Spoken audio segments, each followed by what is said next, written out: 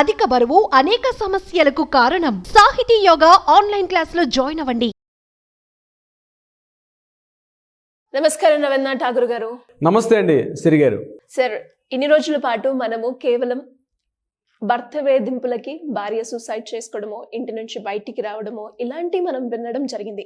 కానీ గత 2 రోజులుగా ఇటు సోషల్ మీడియా ప్లాట్ఫామ్లో కావచ్చు, న్యూస్ పేపర్లో కావచ్చు, ఎటు చూసినా బెంగళూరులో జరిగిన ఇన్సిడెంట్ గురించే మాట్లాడుకోవడం జరుగుతుంది. అదొక రివర్స్ అనుకుంటాను. ఏంటి అంటే భార్య వేధింపులకి భర్త సూసైడ్ అన్న మనం వార్త వింటూ ఉన్నాం. అసలు దీన్ని ఏ రకంగా చూడాల్సిన అవసరం ఉంది? చట్ట ప్రకారంగా ఎలాంటి శిక్షలు పడే అవకాశం ఉందంటారు సార్? 1983లో సెకండ్ అమెండ్మెంట్ ద్వారా ఈ 498A సెక్షన్ని అమెండ్మెంట్ చేయడం జరిగింది. అంటే పనిష్మెంట్ కూడా పెంచడం జరిగింది. ముఖ్యంగా భార్యకి భర్త నుండి రక్షణ, అంటే భర్త కావచ్చు, భర్త తరపు బంధువులు కావచ్చు, వీళ్ళ దగ్గర నుంచి భార్యకి వరకట్న వేధింపులకి సంబంధించి ఏదైనా బాగా టార్చర్స్ కానీ ఎక్కువగా వేధింపులు ఎక్కువగా ఉన్న సమయంలో ఆమెకు ఒక రక్షణగా, ఒక షెల్గా ఉండడానికి కోసం చెప్పి 498A అనేటువంటి ఒక చట్టం రావడం జరిగింది in the year of the 1983. అంటే వరకట్న వేధింపులు చాలా ఎక్కువగా ఉన్నటువంటి అటువంటి సమయంలో ఈ రక్షణ చట్టం చాలా వరకు స్త్రీలకు ఉపయోగపడింది ప్రధానంగా. అయితే అంటే అప్పట్లో ఉద్యోగాలు చాలా తక్కువగా ఉండడం, job point of view only government jobs ఉండడం, సిమిలర్ ప్రైవేట్ జాబ్స్ అని చాలా తక్కువ స్థాయిలో ఉండడం. సో భార్య పూర్తిగా భర్త మీద డిపెండ్ అవ్వడం, తన కుటుంబాన్ని అంటే దీన్ని కూడా భర్త మీద డిపెండ్ అవుతున్న సందర్భంలో ఆ భర్త కూడా ఏంటంటే భార్యకి అనేక రకాలుగా మనీని తీసుకున్న విషయంలో వరకట్న వేధింపులు చేయడంతో ఈ యొక్క సెక్షన్ని అమెండ్మెంట్ చేస్తూ, సవరణ చేస్తూ దీన్ని పెట్టుకోవడం జరిగింది. దీని అర్థం ఏంటంటే దీనిలో సుమారుగా 2 to 3 years వరకు ఇంప్రిజ్మెంట్ ఉన్నటువంటి సెక్షన్ల ద్వారా చేయడం కూడా జరిగింది. దీని అర్థం ఏంటంటే భార్యలు భర్త యొక్క వేధింపులు గురి కాకుండా ఉండడం కోసం చేసినటువంటి ఏదైతే ఈ యొక్క చట్టం రూపకల్పన జరిగిందో, అయితే ఈ చట్టం ఏం జరిగింది, ఏదైతే రక్షణ చట్టం పోయి ఈరోజు పురుషులకి భక్షణ చట్టంగా మారింది. అంటే ఈరోజు పురుషుల యొక్క ఉనికిని కూడా కోల్పోయే స్థితికి తీసుకొచ్చింది. అంటే మిస్యూజ్ ఎక్కువగా ఉందని చెప్పి అనేక సందర్భాల్లో రాష్ట్ర స్థాయిలో కావచ్చు, అంటే హైకోర్టు లెవెల్లో కావచ్చు, జిల్లా సెషన్స్ కోర్టు కావచ్చు, అదేవిధంగా సుప్రీంకోర్టు కూడా అనేక సందర్భాల్లో ఈ చట్టం యొక్క మిస్యూజ్, అంటే ఉపయోగం కన్నా దీని నిరుపయోగం మాత్రం చాలా ఎక్కువగా జరిగిందని సుప్రీంకోర్టు అనేక సందర్భాల్లో చేయడం జరిగింది. ప్రధానంగా ఏంటంటే ఇది యాక్చువల్గా జరిగింది ఏంటి, భార్యకి భర్త నుంచి వేధింపులు లేక ఉండడం కోసం ఏర్పాటు చేస్తే వీళ్ళేం చేశారు, ఆ రక్షణ ద్వారా న్యాయస్థానాలకు ఆశ్రయించేటప్పుడు వీళ్ళు దీనికి అనుబంధంగా ఉన్నదేంటి, మెయింటెనెన్స్, సో భరణంగా సంబంధించి కూడా ఈ రెండింటిని అడ్డం పెట్టుకుని పురుషుల్ని వేధించడం మొదలు పెట్టారు. అంటే రివర్స్ స్ట్రాటజీ మొదలైంది.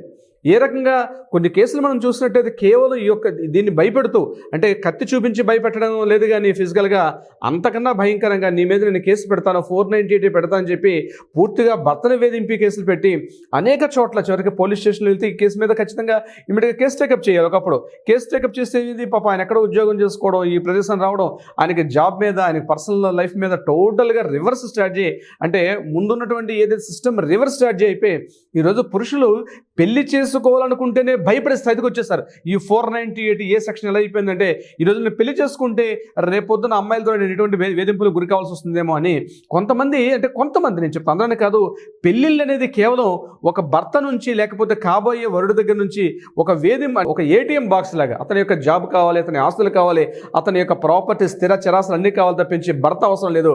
ఒక 1 year 2 years 3 years ఆయనతో ట్రావెల్ చేయడం, తర్వాత వేధింపుల కేసు పెట్టి ఆయన దగ్గర నుంచి చలిమని పొందడం, అంటే ఏంటి, ఇంకో రకంగా ఆయన నుంచి భరణం పొందడం. భరణం ఏంటి, ఆయన దగ్గర నుంచి మెయింటెనెన్స్ అని చెప్పడం, మెయింటెనెన్స్ యాక్ట్ వేసుకోవడం. దీని మీద అంటే పూర్తిగా భర్త అనేవాడు పెళ్లి చేసుకోవడం అన్నది ఒక వైవాహిక సంబంధం ఏదైతే ఎంతో పరమ పవిత్రమైనటువంటి అవైవాహిక సంబంధం అన్నది పూర్తిగా ఒక రకమైనటువంటి ఒకరికొకరు ఆర్థిక సంబంధాలే మానవ సంబంధాలని కార్ల్ మార్క్స్ చెప్పినట్టుగా పూర్తిగా దీనికి సంబంధించి ఏమైపోయిందంటే విలువలు, హ్యుమానిటీస్, మానవత్వం అన్నీ పక్కకు పోయి పూర్తిగా పురుషుల్ని వేధించడానికి దీన్ని మిస్యూజ్ చేసుకుంటూ 498 అనేది మొదలుపెట్టారు.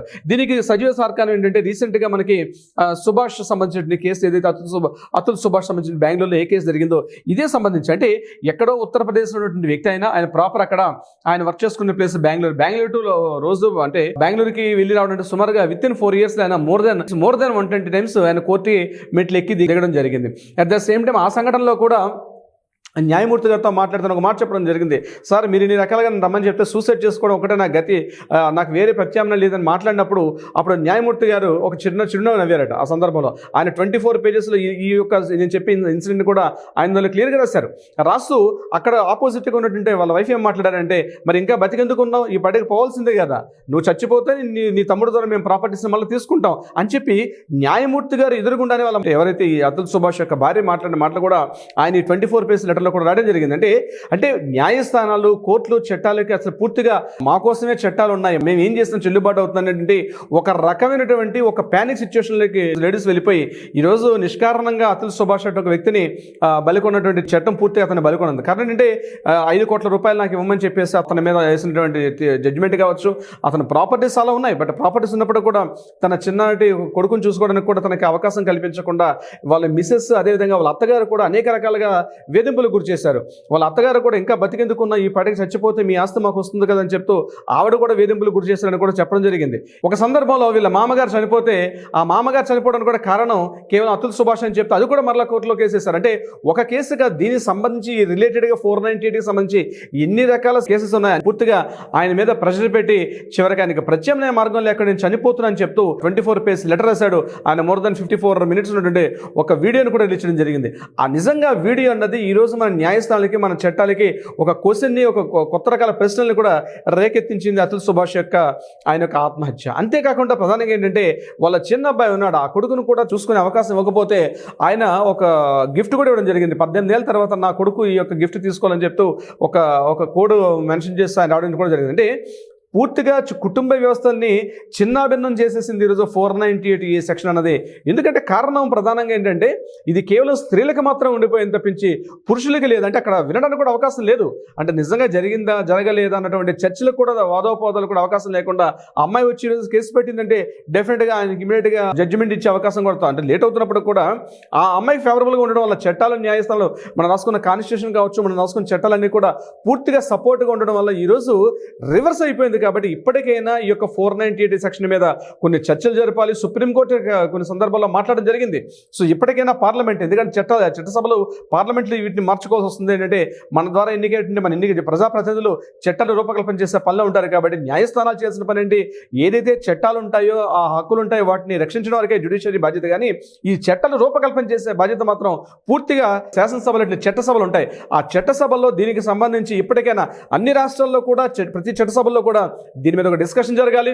ప్రతి డిస్కషన్ జరిగిన తర్వాత పార్లమెంట్లో కూడా బిల్లులు ప్రవేశపెట్టి ఎన్ని రకాలుగా అయితే మహిళా సాధికారత బిల్లులు ఎలా అయితే వస్తున్నాయో అదేవిధంగా పురుషులకు కూడా సంబంధించి కొన్ని బిల్లులు వస్తే రాబోయే తరంలో ఇప్పటికే జనాభా తగ్గిపోయి రీసెంట్గా అన్ని రాష్ట్రాలు, ముఖ్యంగా తమిళనాడు కావచ్చు, ఆంధ్రప్రదేశ్ కావచ్చు, ఈ యొక్క 498 సెక్షన్ కేవలం పురుషుల వేధింపులే కాదు, ఈవెన్ దో పెళ్లిళ్ళు చేసుకోవడం కూడా సిద్ధపడగా లేరు ఈరోజు పురుషులు. ఇంతకుముందు మొన్నటి వరకు ఇద్దరు ముద్దు అంతకంటే వద్దు అనేటువంటి ఏదైతే స్లోగన్ ఉందో దాని తర్వాత ఏమైపోయింది, ఒక్కరితో ఆగిపోతుంది సంతానం కూడా. రీసెంట్గా చంద్రబాబు నాయుడు గారు, ఆంధ్రప్రదేశ్ ముఖ్యమంత్రి చంద్రబాబు నాయుడు గారు కావచ్చు, అదేవిధంగా తమిళనాడు ముఖ్యమంత్రి స్టాలిన్ గారు కావచ్చు, అలాగే at the same time Kerala ముఖ్యమంత్రి, వీళ్ళందరూ కూడా స్టేట్మెంట్స్ ఇచ్చారు జనాభా పెరగాలని. ఎందుకంటే పెళ్లిళ్ళనే తగ్గిపోతున్నాయి. ఈ యొక్క సెక్షన్కి భయపడిపోయి పెళ్లి చేసుకుంటేనే మాకు ఎటువంటి పరిస్థితి వస్తుందని చెప్పి పురుషులు పూర్తిగా సైలెంట్ అయిపోయి పెళ్లిళ్ళు మాకు వద్దు, ఈ లివ్ ఇన్ రిలేషన్స్కి వెళ్ళిపోతాం అన్నటువంటి స్థాయికి ఈ 498 సెక్షన్ తీసుకెళ్ళిపోయింది. కాబట్టి ఇప్పటికైనా చట్టసభల్లో దీని మీద సరైనటువంటి ఒక విధాన నిర్ణయాలు ఏర్పాటు చేసుకుంటే మ్యారేజ్ చేసుకోవాలి, సత్సంతానాన్ని కలిగి ఉండాలి. ఖచ్చితంగా రాబోయే తరాల్లో ఒక సొసైటీ ఫామ్ అవ్వాలంటే ఒక జనరేషన్ ఇంపార్టెంట్. కాబట్టి ఈ యొక్క ఏదైతే ప్రమాదకరంగా పరిణమించినటువంటి ఈ 498 సెక్షన్కి ఇమీడియట్గా ఇప్పటికైనా కొన్ని మార్పులు, ప్రక్షాళన చర్యలు చేపడితే రాబోయే తరాలకి ఒక దిశానిర్దేశం చేసే అవకాశం అయితే ఉంటుంది. సిరి గారు. ఎస్ సార్, మీరు చెప్పినట్టుగానే ఎంతో మంది అంటే ఈ ఇన్సిడెంట్ తర్వాత కింద కమెంట్లు చూస్తే ఎలా చాలా మంది సఫర్ అవుతున్నారు, ఎస్పెషల్లీ అమ్మాయిల చేత. ఇన్ని రోజులు పెళ్లి చేసుకొని డైవర్స్కి టైం పట్టదేమో, కానీ ఇప్పుడు డైవర్స్కి ఈజీ అయిపోతుంది, పెళ్లి చేసుకోవడానికి టైం పడుతుంది అనే వాళ్ళు అసలు పెళ్లి చేసుకునే ఆలోచన తప్పించుకుంటున్నారు పురుషులు. చాలా మంది మేము కోర్టులకు వచ్చి మాట్లాడుతుంటే, సార్ అనవసరంగా చెప్పే మ్యారేజ్ చేసి తప్పు చేసుకున్నాను సార్, మాకు కోలివిన్ రిలేషన్సే బాగున్నాయి, ఇష్టం ఉంటే ఉండొచ్చు లేకపోతే వెళ్ళిపోవచ్చు, సో మ్యారేజ్ అనే ఈ బర్డెన్ కన్నా మాకు అది బెస్ట్ కదా అన్నటువంటి ఒక రకమైనటువంటి ఒక సిచ్యువేషన్ మారిపోయి 83లో జరిగింది. 83, 93, 2003, ఇప్పుడు 2023 అంటే ఆల్మోస్ట్ 40 ఇయర్స్ అవుతుంది. 40 ఇయర్స్ ఇప్పటికైనా మార్పులు తీసుకురాకపోతే, చట్టసభల్లో కానీ మార్పులు తీసుకురాకపోతే పెళ్లిళ్ళ వ్యవస్థ అన్నదే భారతదేశంలో పూర్తిగా అడుగంటిపోయి రాబోయే జనరేషన్ పూర్తిగా డ్యామేజ్ అయ్యే అవకాశం అయితే ఉంటుంది శ్రీ గారు. సో మరి ఎవరికైనా కూడా లీగల్ పరంగా ఇలాంటి యాక్షన్ తీసుకోవాలి, మేము వెళ్ళాలి అనుకునే వాళ్ళకి మీ గైడెన్స్ కావాలి అంటే ఏ విధంగా మిమ్మల్ని అప్రోచ్ అయ్యే ఛాన్స్ ఉందంటారు సార్? డెఫినెట్గా ఎటువంటి న్యాయ సలహా సంప్రదింపులు కావాలనుకున్నా సరే, లేదా ఇటువంటి వివాదాలు కానీ కౌన్సిలింగ్ కావచ్చు, ఎటువంటి రకాలైన లీగల్ న్యాయపరంగా ఇటువంటి సంప్రదింపులు కావాలనుకుంటే డెఫినెట్గా కింద కాంటాక్ట్ చేస్తున్నటువంటి స్క్రోల్ అవుతున్న నెంబర్ని కాంటాక్ట్ చేయగలిగితే మన లీగల్ టీం వాళ్ళని అప్రోచ్ అవుతారు. సరైన విధంగా సలహా సంప్రదింపులు కూడా ఇచ్చే ప్రయత్నం చేస్తారు శ్రీ గారు. Thank you sir, thank you so much. Thank you so much అండి.